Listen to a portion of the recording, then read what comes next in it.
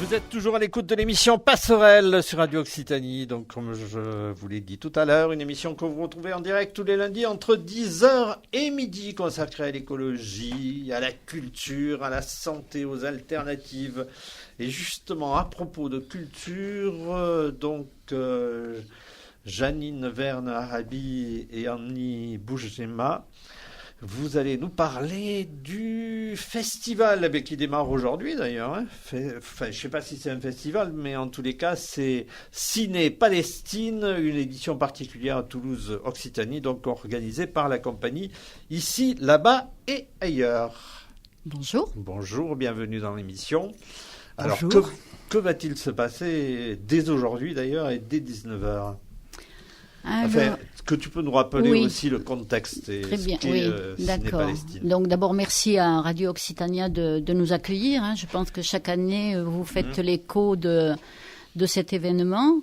Donc effectivement cette année c'est un événement très particulier puisque les salles de cinéma sont fermées et évidemment. C'est bizarre d'ailleurs parce que moi je m'interroge toujours, je le dis souvent à l'antenne, mais les lieux de culte sont ouverts et les lieux de culture sont fermés. Pourquoi cette différence ? Je suis pas contre les lieux de culte, mais pourquoi les uns sont ouverts et les autres fermés ? Écoutez, c'est une question qu'on s'est posée et c'est une logique qu'on ne comprend pas, nous non plus. Mais on a... Peut-être parce qu'on réfléchit trop quand on s'intéresse à la culture. Peut-être. Je crois que ça interpelle, effectivement, que ce soit des images, que ce soit des films, que ce soit des textes. Effectivement, on est sensible à ce qui se dit sur le fond. Donc peut-être que... on n'a peut-être pas envie d'avoir des gens qui pensent. Enfin, en tout cas, c'est peut-être notre débat. Oui, effectivement, Ciné Palestine a dû s'adapter. On avait travaillé sur un programme qui devait s'échelonner avec les salles de cinéma, des invités. Tout ça était bien prêt. Il ne restait plus qu'à prendre les billets d'avion pour nos invités palestiniens ou des invités qui venaient d'ailleurs. Mais bon, on a été arrêtés en plein vol, si j'ose dire. Et ça va être, n'est-ce pas, Annie, ça va être une édition hybride qu'on a dit décalée et que finalement on a intitulée Nomade, puisqu'elle va se dérouler sur à plusieurs étapes. Et ce que je voulais dire aussi, c'est que finalement on est proche de la situation que vivent les Palestiniens, qu'ils soient de Cisjordanie ou qu'ils soient de Gaza, où à un moment donné, ils ont prévu quelque chose et clac, les choses ne peuvent pas se réaliser parce qu'il y a un blocage, il y a une occupation. Donc que Ciné Palestine aujourd'hui soit amené à s'adapter, bon, finalement, les Palestiniens connaissent ces situations au quotidien et depuis, on va dire, 70 ans peut-être. Donc, nous, on est très contents. On regrette évidemment de ne pas aller dans les salles, mais on a tenu à ce que cette édition soit présente et que Toulouse, que les gens de Toulouse et d'ailleurs sachent que le cinéma palestinien, il existe, il est florissant et il doit être partagé quelle que soit la situation. Donc ça va être une édition particulière, mais on a tenu à mettre en avant de jeunes cinéastes. Ça va être en ligne via notre site, le site web, via la page Facebook également. Donc, je vais peut-être donner les coordonnées du site. Alors, c'est cine-palestine-toulouse.fr. Tout le détail de la programmation sur cette première étape du 1er au 9 mars. Voilà. Donc, je vais peut-être laisser Annie développer un peu ce qui va se passer ce soir déjà et les jours qui vont suivre. Oui, d'accord. Eh bien, c'est vrai que, je vais reprendre juste ce que tu as dit, c'est vrai que les Palestiniens sont dans la privation culturelle Et donc, on a voulu vraiment marquer aussi ici cette solidarité et être présent aux mêmes dates que précédemment, que les années précédentes, et faire une édition un peu différente, mais quand même régulière tous les jours avec quelque chose, un événement tous les jours. Donc, il y aura des films, il y a aussi un concert, des interviews, et cela sera, comme vient de le dire Janine, en ligne, donc sur le site de Ciné Palestine. Les films sont en accès pendant 24 heures, je vais préciser, donc gratuitement, avec le lien sur le site. Et toutes les autres activités, interviews, de la même manière, en accès libre sur le site et sur la page. Sur le site. Et sur Radio CAFPO aussi. Et sur la radio CAFPO, bien sûr, quand il y aura des enregistrements. Donc, il y a 4 films qui démarrent donc ce soir à 19h. À partir de 19h, ce court-métrage sera en ligne à partir de 19h jusqu'à demain minuit. Et ainsi, tous les 2 jours, le court-métrage va changer. Donc lundi, le court-métrage, c'est Bigger Than Alice, Ahmad Saleh, qui sera donc en ligne ce soir jusqu'à demain minuit. Ensuite, mercredi, un autre court-métrage,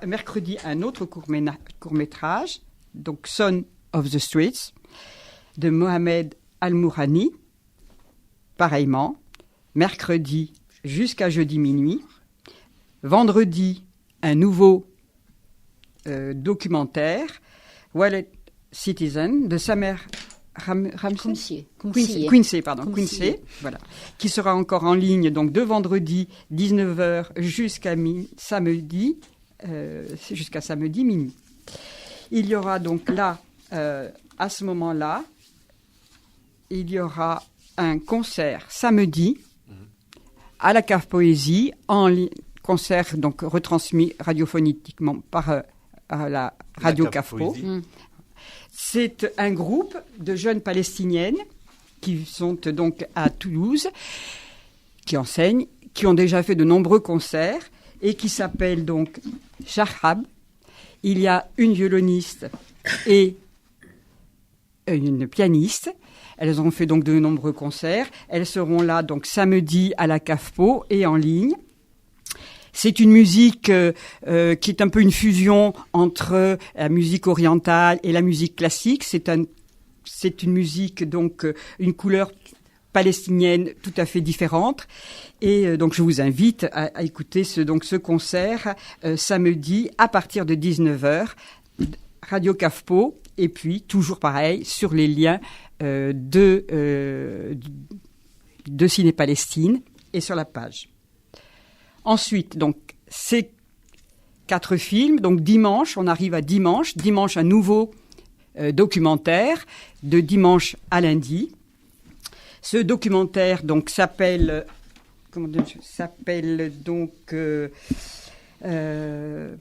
My Gaza Online, voilà, de Mohamed Jabali. Alors là, il y aura donc le documentaire qui passera de la même manière, mais il y aura aussi une interview de Colette Berthès, qui fait partie de l'équipe de Ciné Palestine. Cette interview du réalisateur, qui sera là donc en ligne à 19h30, que vous pourrez écouter de la même manière. Je ne me trompe pas, Janine ? Non, c'est ça, c'est bien ça. C'est bien ça ? Oui. Voilà, donc nous avons fait donc passer les 4 films, avec l'interview, avec un concert, et ensuite il y aura donc une table ronde à l'occasion de la Journée internationale de lutte des femmes, le mardi 8 mars. Il y aura une table ronde radiophonique qui est lundi 8 mars. Pardon. Oui, c'est le lundi 8 mars. Oui. La semaine prochaine, lundi 8 mars. Lundi 8 mars, voilà, pardon. Donc lundi 8 mars, la table ronde, se sont intitulées Des femmes cinéastes, films des Palestiniennes. Donc c'est une table ronde qui est animée par Colette Berthès et qui va donc interviewer une cinéaste palestinienne, Norma Marcos, qui est une réalisatrice de documentaires, et Mariette Auvray, qui est une réalisatrice d'une série web télé qui s'appelle Palestinienne. Donc ce sont 2 regards, 2 générations qui seront présentés à l'occasion de cette journée du 8 mars. Enfin, donc mardi 9 mars, une lecture. Donc, des films, un concert, des interviews, une table ronde et enfin une lecture. Mardi 9 mars, lecture radiophonique de poésie de Palestine. Ce sont des poèmes de poètes et de poétesses palestiniennes qui sont inédits en France. Ce sont des textes qui ont été choisis, extraits d'un recueil qui s'appelle Interludes poétiques de Palestine, aux éditions Bacchanal, numéro 61. Ces poèmes seront lus par la comédienne Soleima Arabi et accessibles, bien sûr, Radio CAFPO et sur les sites différents de Ciné Palestine. Peut-être tu veux compléter, Janine ? Donc je récapitule, c'est en accès libre, gratuit, à partir de 19h. Les 4 courts-métrages documentaires qui durent, certains 20-25 minutes, il y en a un peut-être un peu plus long, qui resteront donc jusqu'au lendemain minuit. Samedi, un concert. Ensuite, une interview, ronde. Voilà, une table ronde, et enfin une lecture. Bon, on y reviendra, je pense, un peu plus si vous le souhaitez. J'essaye de balayer un peu rapidement. Voilà. Donc, nous attendons vraiment marquer la présence de Ciné Palestine et vous attendons nombreux à l'écoute et en lien. Janine, rien à rajouter, déclaration? Non, je n'ai rien à ajouter sur cette première étape. On espère évidemment que les auditeurs seront nombreux. C'est une édition qui particulière, mais qui est de qualité. Et je pense que les films de ces jeunes réalisateurs, puisqu'en fait ce sont tous de jeunes réalisateurs, méritent à être vus et diffusés. Et on sait bien que ce sont des films qui ont des difficultés à accéder à des distributions courantes. D'accord. D'où l'importance de maintenir autant que possible cette diffusion, quel que soit... au départ, on disait contre vent et virus. Mm-hmm. Donc là, on y est, effectivement, c'est un peu contre vent et virus qu'il faut faire. Justement, une question que je voulais poser et que Marie-Christine Desjans-Bergès m'a soufflé aussi, est-ce que ces courts-métrages seront sous-titrés? Je suppose que oui. Oui, bonne question. Oui, effectivement, tous les courts-métrages sont sous-titrés en français, pardon. Oui. Ils sont en anglais ou en arabe? Ils sont en arabe. En arabe. Hein, d'accord. C'est de l'arabe. Et sous-titrés en français. Pour nous, ils seront sous-titrés en français. Oui. Je crois que Samir, d'ailleurs, il travaille dessus aussi. Oui, on a une bonne équipe, Donc, il y a des sous-titrages, par exemple, comme le sous-titrage du film Ma Gaza Online a été sous-titré par l'équipe de Ciné Palestine Toulouse. Son of the Streets a été sous-titré par le festival de Ciné Palestine qui a lieu chaque année à Paris, avec qui on est partenaire d'ailleurs. Donc oui, on est dans la mesure du possible, on fait les sous-titrages. C'est aussi une façon pour que ces films soient vus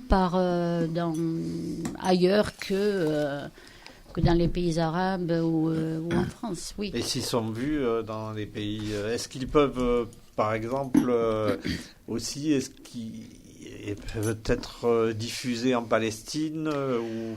Oui, ça dépend, c'est pas gagné. Oui, ils peuvent être diffusés en Palestine, mais c'est pas gagné. Est-ce qu'il y a un regard des Israéliens sur toutes les diffusions qui sont en Palestine? En Palestine, peut-être pas, mais en Israël, oui. On sait par exemple que le film Jénine de Mohamed Bakri vient d'être interdit de diffusion. C'est un documentaire qui a abordé massacre qu'il y a eu à Jenin, il y a, alors bon, je n'ai pas la date en tête, mais il y a pas mal de temps de ça. Et en fait, Mohamed Bakri, aujourd'hui, est sous la coupe du tribunal, et donc son film est interdit effectivement en Israël. Parce que la Palestine, bien sûr, est toujours sous contrôle israélien et avec beaucoup de difficultés au niveau de l'expression culturelle, mais pas que, mais de toutes les libertés. Ben oui, oui, oui. Quand on parlait de confinement tout à l'heure, je crois que c'est un confinement. Ils sont même, pour des éditions précédentes, ils peuvent avoir aussi des refus de visa. Certains de nos invités n'ont pas pu venir, par exemple. Là, finalement, ça tombe bien pour justement celles et ceux qui ne voulaient pas qu'ils voyagent et qu'ils viennent jusqu'à Toulouse, puisque le virus, ça leur sert bien, du coup. Aussi. C'est de l'humour noir, mais c'est un peu ça. Quelque part. Donc, c'est pas, bien sûr, des difficultés. Nous parlions tout à l'heure avec Jean-François Mignard aussi du rétrécissement de nos libertés, même en France, donc à travers la Ligue des droits de l'homme et de la femme. C'est important de le souligner aussi. Et là, c'est aussi la censure qui s'exerce. Et c'est pas évident aussi de créer dans un pays qui est sous tutelle et sous le regard d'un autre pays, qui contrôle un petit peu tout. Ah oui, les réalisatrices ou réalisateurs, faire un film, fabriquer un film, ça n'est pas chose facile. Mais bon, après, ils parviennent. Aujourd'hui, avec les nouveaux moyens de tournage, bon, il y a beaucoup de choses qui peuvent se faire et qui sortent et qu'on arrive à diffuser. Oui, et puis, oui, si je peux ajouter, il y a même certains documentaires, films qui ont pu passer donc le cap, si je puis dire, de la notoriété, qui ont été sélectionnés dans des festivals et qui ont été récompensés. Il y a eu un documentaire il n'y a pas très longtemps qui a été récompensé à Cannes. Enfin bon, donc il y a ça aussi, il y a un mouvement quand même qui se passe, qui fait que le cinéma palestinien peut franchir les frontières et être reconnu même sur la scène internationale. Ce qui est important justement pour peut-être justement maintenir une pression et faire aussi que le peuple palestinien ne soit pas complètement étouffé. Et là, sur les quatre films qu'on passe, finalement, il y a 2 réalisateurs qui sont en Palestine, Samir Koumsié et Ahmed Saleh, et il y a 2 autres Palestiniens qui vivent à l'extérieur. Il y en a un qui vit en Pologne, et Mohamed Jabali, qui lui vit en Norvège. Donc ça reflète un peu, la vie d'exil des Palestiniens. Alors tu as amené une clé donc avec un enregistrement. Oui. Est-ce que tu peux nous le présenter avant la diffusion ? Alors, écoutez, c'est le duo dont a parlé Annie tout à l'heure, qu'on accueillera à la Cave Poésie et dont le concert sera retransmis en direct samedi soir à 19h.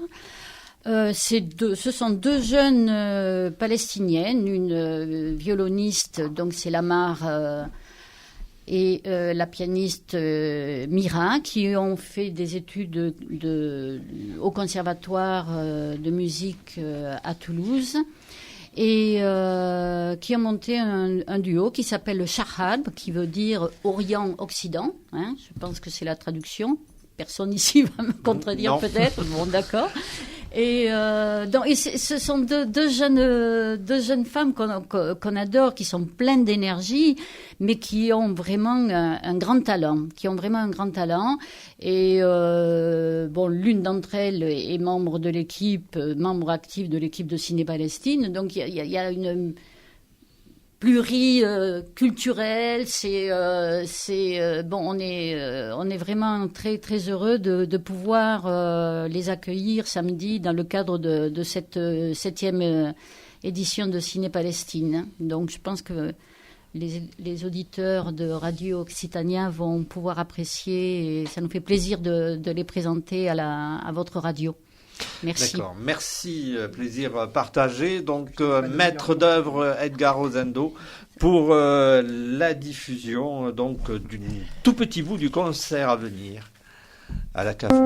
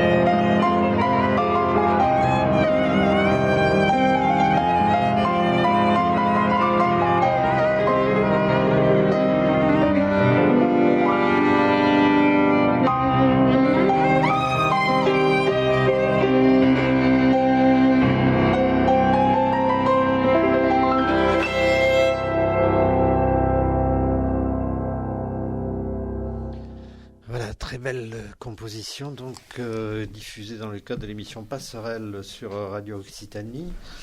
Alors, est-ce que nous pouvons en savoir plus sur ces artistes, leur rappeler peut-être leur nom, et qui a composé ce morceau aussi? Donc ce sont elles, hein, toutes ces Lamar et Mira qui ont composé ce morceau. Et d'ailleurs, je pense que leur répertoire, hein, même s'il s'inspire effectivement de musique du Moyen-Orient, elle compose de nouveaux arrangements, violon et piano. Et donc là, mis à part, étant mieux à la CAF Poésie où elles donneront un concert, finalement, elles sont aussi privées de concerts, oui, de représentations.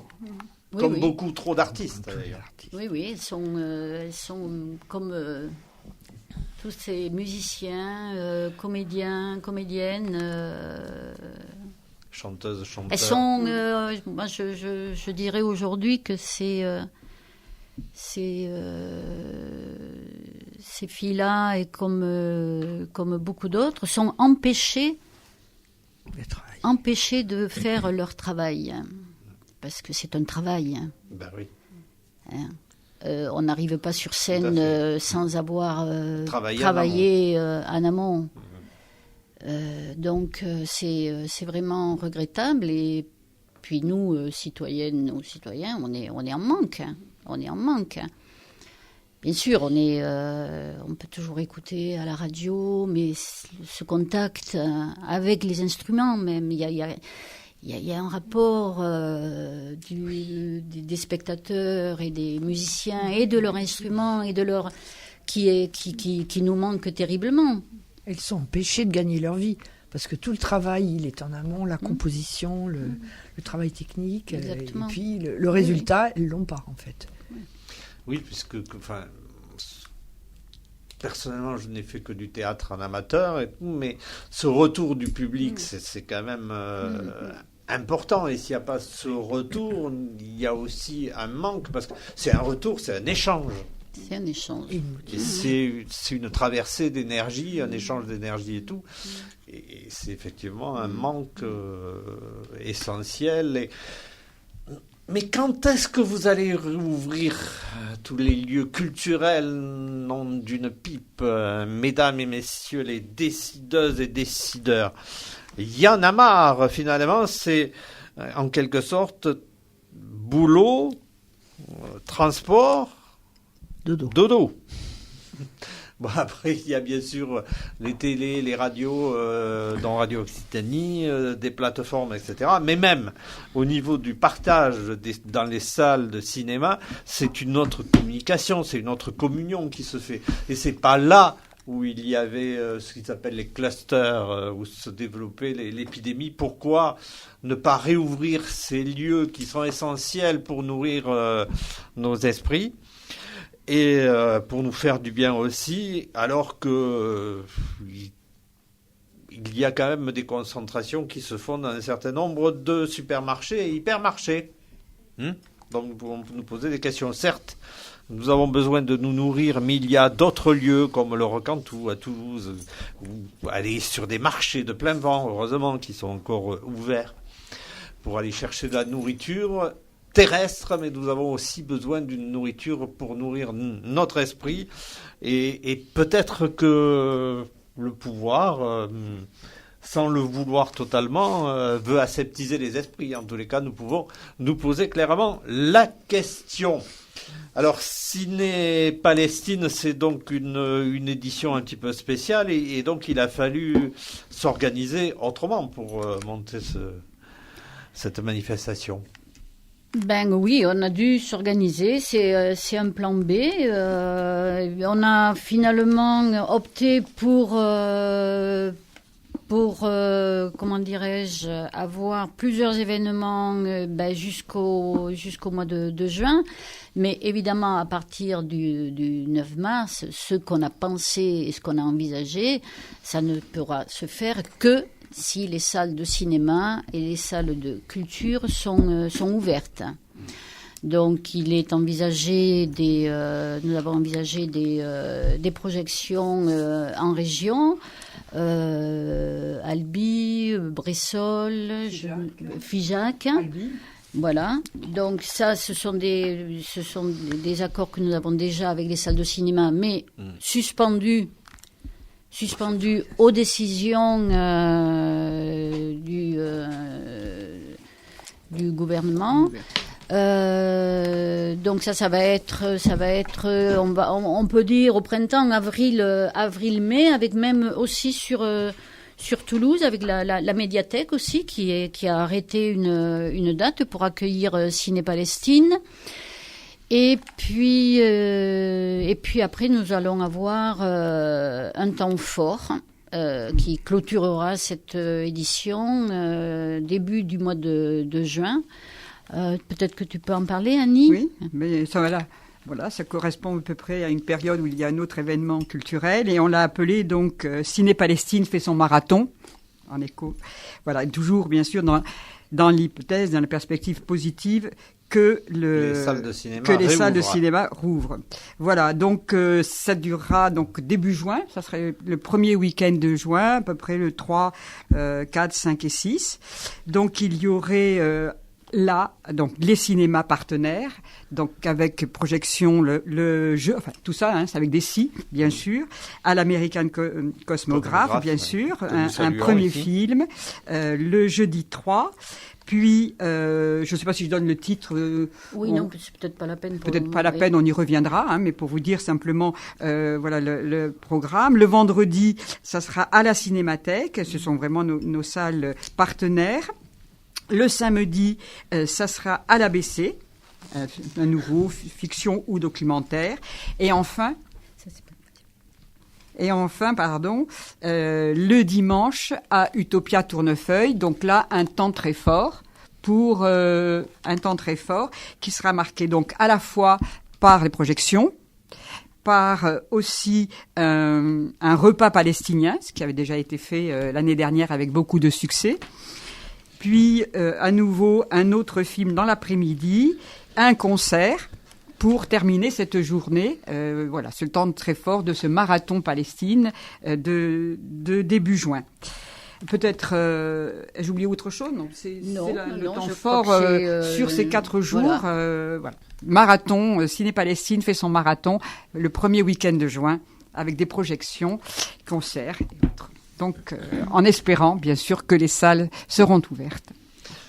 Il faudra bien qu'à un moment donné, ils réouvrent parce que des virus, il y en aura d'autres qui circuleront, il faut se le dire. Si la biodiversité est de moins en moins protégée, si la déforestation continue, le dérèglement climatique avec la fonte des glaciers, tout cela crée aussi des conditions atmosphériques qui feront que, de toute façon, il faudra peut-être s'adapter et réouvrir ces lieux culturels, sinon c'est la mort de ou en tous les cas, la culture se portera très très mal, comme bien d'autres pans, y compris de l'économie aujourd'hui. Oui, excusez-moi, j'ai oublié un autre événement, bien sûr, c'est une exposition photo qui aura lieu, donc qui sera itinérante, et de photographes palestiniens. Donc elle est prête, et donc elle sera à la disposition, et elle circulera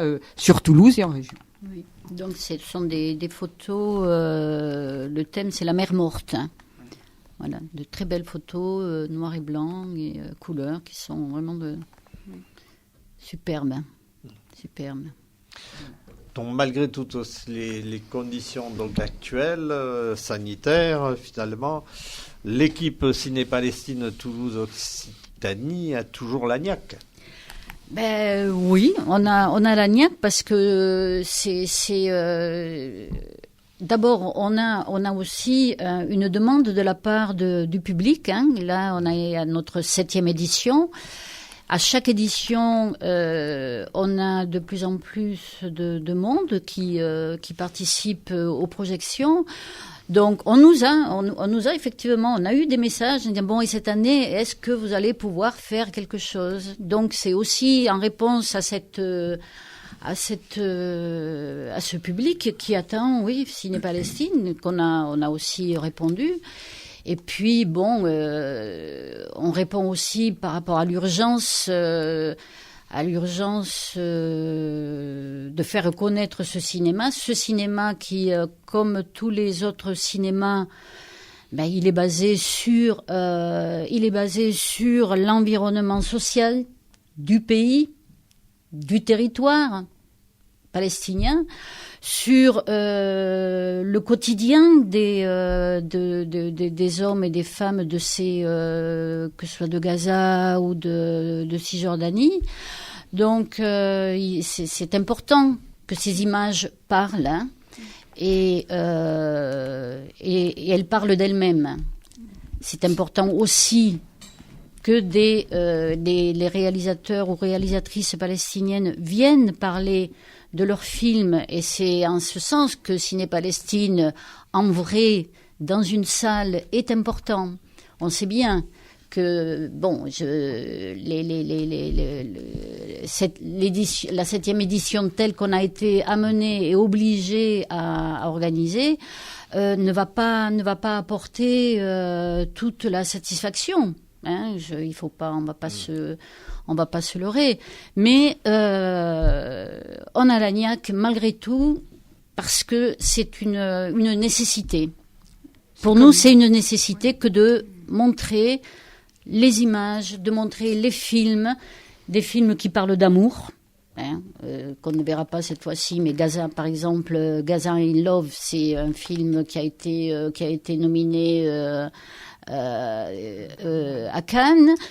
C'est un film d'amour à Gaza, sur fond évidemment du quotidien, mais c'est un film d'amour. Et les Palestiniens, ils parlent aussi d'amour. Et ça, on veut propulser, on veut faire connaître toute cette palette. Oui, c'est un peu comme une main tendue, si vous voulez, aux Palestiniens, montrer qu'ils existent et que on veut soutenir et la culture, la diversité, et il fallait pas laisser la place, il fallait pas lâcher. Donc c'est vrai qu'on a été sollicité, mais aussi pour nous, c'est cette volonté-là de montrer un peu ce lien qui est toujours présent culturellement. Alors oui, vas-y. Oui, je voulais juste que cet événement, et depuis le début, est soutenu par la ville de Toulouse, le conseil départemental, le conseil régional. Je ne vais pas l'oublier, on a aussi le soutien du consulat de France de Jérusalem, la CMCAS qui apporte son soutien. On a aussi une ONG palestinienne, Khatan Foundation. Bon, même si cette année, elle, pour des raisons que l'on comprend, elle n'a pas pu participer à cette 7e édition, on a depuis le début eu leur soutien. C'est comme ça que cet événement peut avoir lieu d'ailleurs. Sinon, ce serait pas possible. Donc, bon, on est content de pouvoir oui, je pense que les institutions publiques françaises, elles ont leur place. Elles ont leur place pour favoriser le développement de la culture, les échanges culturels entre les pays. Et dans notre cas, c'est effectivement entre Toulouse-Occitanie et la Palestine. Je trouve ça important de le signaler. Oui, ce sont des échanges et nous nous enrichissons de la différence des autres. Voilà, donc plutôt que d'avoir un repli sur soi. Et justement, peut-être que la prochaine représentation du duo que nous avons entendu tout à l'heure se fera en plein air chez Marie-Christine des Jean Bergès. Sur l'herbe, avec les chevaux autour. Ils aiment beaucoup la musique, donc il n'y a pas de souci. Ah oui, est-ce que vous leur faites écouter justement de la musique à vos chevaux ? Non, mais si j'écoute de la musique en les soignant, ils sont attentifs, donc comme toutes les bêtes d'ailleurs, tous les animaux. Et alors, vous en avez justement combien qui pourraient être dérangés d'ailleurs par ce fameux projet d'urbanisme ? Oui, au niveau du refuge, on a 18 équidés, dont 5 ânes, sauvés de la boucherie. Sur l'écurie des propriétaires, pour l'instant, il nous restera encore des places, mais l'écurie se remplit tranquillement. On a 9 chevaux en pension. Donc, et on sera content d'en accueillir d'autres sur 18 hectares de prés. Donc, ils ont la place, ils sont traités en troupeau et ils s'entendent très bien. Ils sont vraiment heureux d'être en troupeau parce qu'un cheval, c'est un animal grégaire. Et un cheval tout seul dans un paddock, il s'ennuie. On dit qu'il faut mettre une poule avec un cheval pour qu'il ne devienne pas complètement... Pour qu'il puisse dialoguer. Voilà. Mais au moins une poule, mais avec des congénères, bien évidemment. Ils sont beaucoup plus heureux. Et puis un cheval, il faut que ça marche. Il faut que ça pérégrine, que ça mange 3 brins d'herbe, que ça fasse... que ça ne doit pas arrêter de marcher, sinon ça prend... Ça tombe en colique, c'est-à-dire les intestins se nouent et le cheval peut en mourir s'il n'est pas soigné dans les heures suivante. Hein. Alors ça pourrait peut-être arriver aux humains avec le télétravail. Exactement. Il faut marcher, il faut bouger, il faut aller dehors. Oui. Les chevaux, ce sont des animaux. C'est un bout d'évolution en fait, une fin d'évolution. Et c'est très fragile.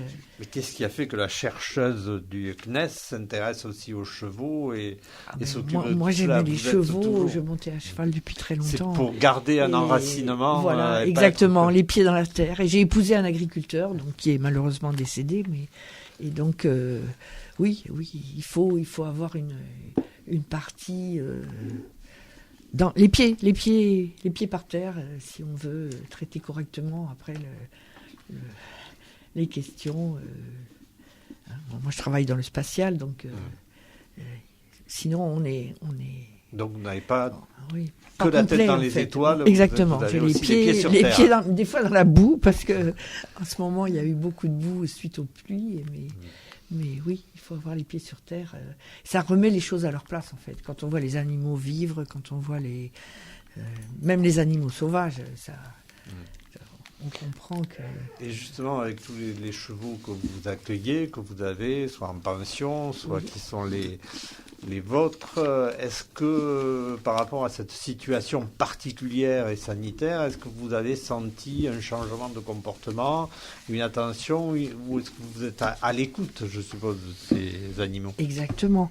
Mais les chevaux des propriétaires, ils sont contents quand leurs propriétaires viennent les voir et s'en occuper, les monter. Donc pendant le confinement, on était obligés on est resté fermé, que c'est la Fédération française d'équitation avait donné des ordres et on ne pouvait pas recevoir les gens. Et tant les propriétaires que les chevaux étaient très malheureux du fait de ne pas pouvoir être ensemble. Et ça aussi, c'est à mon avis une erreur. Parce que, dans un box ou dans un pré, on n'attrape pas le Covid. Si on a pris les précautions, évidemment, les gestes barrières, si on sait bien laver les mains, qu'on n'approche pas les gens et que, on risque pas grand-chose dans le pré à prendre l'air. Mais c'est bien dommage, oui, effectivement, que ces sports-là aussi soient confinés, comme la culture, comme tout ce qu'on a fermé, alors que on va à Carrefour avec son chariot, on tripote le chariot que quelqu'un d'autre a tripoté, enfin 1, 10 ou 100 avant, on est tassé à la queue, à la caisse, là on a toutes les chances d'attraper mal, mais ça paraît totalement irréaliste au niveau du fonctionnement. Janine, tu voulais... Oui, moi ce que je voulais ajouter, on voulait remercier évidemment la Cave Poésie qui accueille donc une partie de ce programme, puisque ça va être des enregistrements en direct pour le concert, pour la lecture de poésie palestinienne, puis également la table ronde et interview. Donc voilà, dire merci à ce lieu mythique d'accueillir Ciné Palestine dans ce cadre-là. Voilà. Si je pouvais dire un mot, donc au niveau de l'implantation de cette nouvelle ZAC, donc je rappelle 630 ou 650 logements, donc 1500 voitures sur la route de Castres.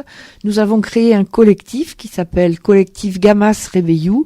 Il y a un site sur Facebook. Alors moi je suis pas spécialiste, c'est pas moi qui ai fait parce que j'y entends pas trop, mais qu'on peut consulter. Et nous avons eu aussi une pétition sur mesopinions.com qui est accessible à partir du site donc Gamas-Rebeyou où on peut donc voir ce dont il s'agit, donc un îlot de 20 hectares ou 18 à 20 hectares totalement isolé des routes, qui détruit la biodiversité, qui coupe la trame verte et bleue de cher au PLUIH de Toulouse Métropole, et ça juste pour... on ne sait pas trop, pour rattraper le 650 logements, donc 35% de logements sociaux, pour rattraper les erreurs de gestion de la mairie de Foncegrive, qui avait acheté ce terrain en 2011 sur un prêt relais qui a coûté fort cher aux administrés de la commune. Donc ça, peu de gens le savent. C'est bien dommage. Et donc il était effectivement urgent que la mairie rentre dans ses fonds en vendant ces terrains. Et c'est peut-être pas de l'intérêt général de faire une école les pieds dans l'eau sur une zone inondable et à 2 kilomètres du centre-ville de Quinte-Fonce-Grive. Donc pour plus d'informations, donc le site Gamas Rebeyou pour avoir on ne raconte pas d'histoire, on ne grossit pas le trait. Là, on est sur des faits, on a des documents en ligne, hein, le rapport de la Cour des comptes, les extraits des dires du commissaire enquêteur du PLUIH, le rapport de la MRAE, l'autorité administrative qui s'occupe de l'environnement, le soutien de la FNE aussi, et des associations, voilà, et des associations et y compris d'élus de Toulouse Métropole, dont Europe Écologie Les Verts et Hélène Cabane, qui a fait donc une intervention pour souligner l'aberration du projet dans ce lieu particulier. Oui, et c'était soumis au vote, mais il n'y a pas eu assez de votes pour arrêter les subsides qu'on donne à cette école de Quinte-Fonce-Grive, que la métropole donne à cette école. Et c'est bien dommage parce que aller faire une école dans ces conditions, effectivement, il faut soutenir les constructions d'écoles, mais dépenser l'argent public pour faire ça, c'est vraiment bien dommage. Voilà. Et donc c'est une remise aussi en cause de, comme nous l'avons déjà souligné tout à l'heure, de la biodiversité, une concentration importante bien sûr de véhicules à moteur, circulation donc intensive qui va nuire à l'ensemble bien sûr du milieu, notamment avec une orchidée qui est protégée, mais pas que, des animaux qui sont là, aussi remise en cause peut-être en partie d'une zone humide, donc il y a toute une interrogation aussi au niveau de l'artificialisation des sols. Exactement, et l'intérêt général des gens n'est pas pris en compte. On est sur des intérêts particuliers, des intérêts de promoteurs, des intérêts et les conséquences, l'aspect système de tout le côté est de Toulouse n'est pas pris en compte, tant pour la circulation, parce que bloquer la route de Castres et bloquer la rocade côté est, déjà c'est bon, mais ça on le voit pas tout de suite, on le verra quand ça sera construit, quand ça sera fait, et ça sera trop tard, on pourra pas revenir en arrière. Donc, et après, peut-être que, comme ça avait déjà été proposé par le maire de Toulouse, construire une deuxième couronne de rocade. Une deuxième rocade, bien sûr, bien sûr. Il n'y aura plus de champs labourés autour de Toulouse, et plus de verre et plus d'arbres aussi, parce que là, on détruit toutes les haies. On a planté des haies, il y a des haies tout autour de la zone. Et bien sûr, des gros bulldozers, le petit chemin, les petits fossés, les petits ruisseaux seront totalement écrabouillés et détruits par ces affaires-là.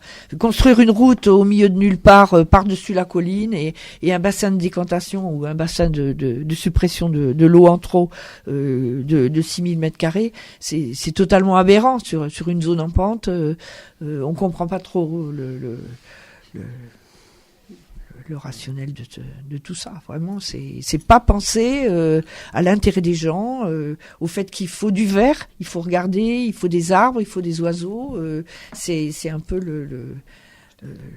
on n'est pas que dans le béton. Alors, c'est pas parce qu'on va planter 3 arbres sur la rue principale de cette ZAC que ça remplacera tout l'oxygène que ce qu'il y avait produisait précédemment. Hein. Toute la chlorophylle du champ, elle n'y sera plus. Voilà. Surtout que donc nous assistons à un dérèglement et forcément un réchauffement climatique qui s'accélère, et pourtant on voit bien que même au niveau de villes, notamment du sud, il y a toujours, on bétonne, on continue à bitumer.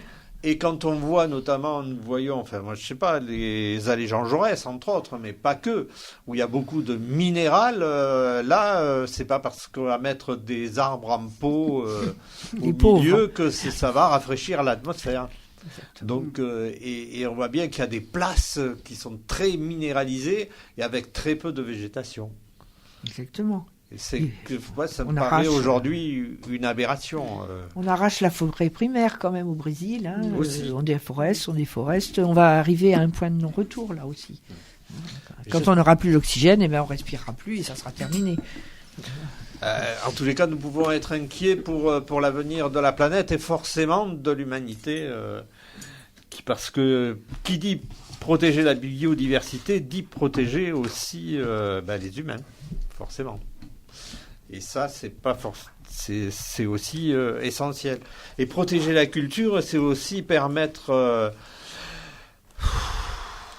aux personnes de respirer, de partager des choses. Et là aussi, elle est quand même mise à mal chez nous, pas que chez nous, mais quand même. En France, l'expression culturelle, elle a du mal à nouveau à ressortir. Oui, puis bon, la fermeture des salles de spectacle, bon, enfin, pour moi personnellement, hein, j'interviens en mon nom personnel là, c'est incompréhensible parce que un des métiers des salles de spectacle et des directions de salles de spectacle, c'est les jauges. Ça fait partie de leur, de leur travail. On a 50 places, on a 100 places, on place les gens, on leur donne un billet, donc on gère. C'est bon. En revanche, j'ai quand même des doutes de cette gestion des entrées et des sorties dans des grandes surfaces et des grands magasins. Bon, alors peut-être qu'on ne va pas opposer les deux. C'est clair qu'il faut consommer. Bon, mais oui, on peut se poser la question pourquoi ces salles de culture où les gens peuvent se retrouver et gérer la distance qu'on nous demande d'avoir et qu'on comprend. On arrive parfois à ne même plus savoir que dire sur cette question-là. Oui, nous avons l'impression que c'est une navigation à vue et que qui n'est pas forcément facile à gérer, ceci dit. Mais quand même, nous pouvons nous interroger sur la fermeture et avec un point d'interrogation sur la réouverture des salles culturelles. Et donc, Ciné Palestine, du coup, c'est en ligne et ça démarre, donc il faut le rappeler, dès ce soir, 19h. Alors, comment fait-on déjà pour y aller, pour s'y rendre et pour visionner tout ce qui va se passer? Eh bien, on va sur le site de Ciné Palestine, Toulouse-Occitanie. Ciné Palestine. Voilà, ciné. Alors je vais dire exactement. Donc ciné-palestine-toulouse.fr. Là, il y aura donc le lien Vimeo à partir de 19h. Donc il n'y a pas besoin de mot de passe. Ça sera donc accessible gratuitement jusqu'à donc tous les jours à partir de 19h. Ciné Palestine. Jusqu'au lendemain, le court-métrage jusqu'au lendemain minuit. C'est aussi accessible sur la page Facebook. Et c'est donc à Ciné Palestine Toulouse. Et tout ce qui est radiophonique, donc concert, interview, table ronde, sera en ligne sur la cave-poésie.com, sur la radio de la Cave Poésie. Voilà. Donc à partir de ce soir, 19h, et tous les jours, 19h, un nouveau rendez-vous de court-métrage. Et samedi, le concert, c'est 19h30. Mais sinon, c'est à peu près 19h tous les jours. Et ça se termine donc par la lecture de poésie, la poésie palestinienne, avec Soleima Arabi. D'accord. Qui est peut-être une personne que tu connais bien, Janine. Oui, Soleima est comédienne.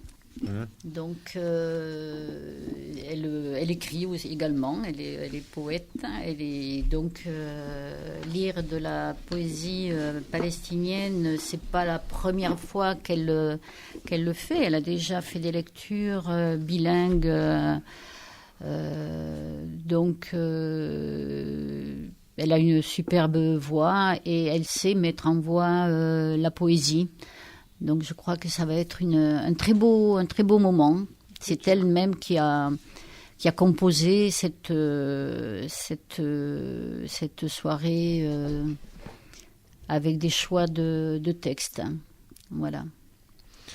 D'accord, merci pour ces précisions importantes. Et puis, il y a aussi, donc, concernant le collectif Gamas Rebeiou, une pétition en ligne sur mesopinions.com, pétition S de Toulouse, non à l'OAP Gamas-Rebeiou à Quinte-Foncegrive. C'est important de le dire. Non, c'est une ZAC. Ça sera voté au conseil municipal peut-être demain ou le prochain. Mais voilà, s'il y a une opposition suffisante, peut-être qu'on pourra arrêter le massacre d'une belle colline. Vous pouvez la voir sur notre site en photo. C'est magnifique. Tant le matin au soleil levant que le soir au couchant. Vraiment, c'est magnifique toute la journée. Et quand le ciel est clair la nuit, qu'il n'y a pas de nuages, nous pouvons aussi observer les étoiles. Et ça, c'est précieux parce que dans la région toulousaine, c'est de moins en moins le cas. Oui, il n'y a pas de réverbère. Donc c'est pas du tout éclairé jusqu'au chemin du entre le chemin du Rebeiou et le début du chemin des Arnis, il y a pas d'éclairage public. Et donc on imagine bien ce qu'il adviendrait de toutes les chouettes sauvages là, les chevêches, les effraies, tous les rapaces nocturnes qui sont dans ce coin-là. On a aussi des chauves-souris qui sont réveillées là depuis quelques jours et des chiroptères qui perdront leur habitat. Voilà, les milans noirs, les milans royaux, les buses, les cresserelles, tout ça. C'est rare aussi près d'une ville, donc c'est dommage de ne pas le protéger. Nous sommes tout à fait d'accord, en tous les cas, dans cette émission, comme il faut protéger la nature, il faut protéger la culture. Et donc, il faut protéger aussi les femmes et les hommes qui ont envie d'autre chose que d'être réprimandés chaque fois, d'être conseillés, d'être surveillés, d'être disséqués. Nous voulons rester libres. N'est-ce pas, Alex? Tu es d'accord? Je salue Alex Cavassa, par ailleurs, qui donc fait plein de choses, et notamment la matinale sur Radio Occitania pour les infos, mais faut se le dire aussi, le jeudi soir, avec plein de choses. Et puis, a priori, il est un peu reboosté parce qu'il était un peu mal fichu, je crois. Non, c'est moyen encore. D'accord. Merci en tous les cas d'être venu jusqu'à nous aujourd'hui, c'est important. Et puis Marie-Christine Desjans-Bergès, peut-être que nous nous reverrons la semaine prochaine, parce que la semaine prochaine, justement, nous aurons aussi une auteure qui a écrit un bouquin, je ne sais plus chez quel éditeur, mais nous en parlerons la semaine prochaine pour parler du plastique qui envahit nos vies. Et en plus, avec le Covid, c'est encore pire d'ailleurs. Mais il y a des choses aberrantes avec le plastique. Tu vois Carrefour qui n'est incapable de mettre des cornets en papier pour les fruits et légumes. On les met pour les fruits et légumes bio pour que la caissière puisse faire la différence. Mais les autres fruits et légumes, ils sont emballés dans du plastique. Voilà, ça fait partie des aberrations. Et donc, vous connaissez bien le 7e continent, c'est ça? Exactement. J'ai travaillé avec le 7e continent pour la détection de plastique par satellite. Et donc, on continue de travailler et on pourrait en parler effectivement la semaine prochaine parce qu'il y a de nombreux développements, de choses qu'on pourrait faire. De nombreuses personnes maintenant, associations, organismes qui se mobilisent concernant la question du plastique, et on verra que le plastique dans l'océan, c'est pas que des gyres où il y a une grosse concentration, c'est aussi des rejets de plastique, un bâton de sucette, une poche en plastique, dans la campagne, dans la nature, en montagne, et tout ça descend dans les fleuves et Ça s'accumule au niveau du côtier et ça part emporté par les courants océaniques, ça part au milieu de l'océan et ça fait d'énormes masses de plastique qui se décomposent et qui tombent en petits bouts, en micro-nanoparticules au fond de l'océan. Et comme on n'a pas de cartographie précise du fond de l'océan, il faut savoir que l'humanité va sur Mars et dans la Lune, etc. Mais on n'a pas de cartographie précise du fond. Et donc on ne sait pas la quantité de plastique qui est entassée au fond de nos océans. Voilà. Donc nous en parlerons la semaine prochaine, c'est important. Le plastique sur Terre et aussi dans les océans et les mers. Merci Edgar Rosendo pour la réalisation technique. L'indicatif est signé de Damien Moreto.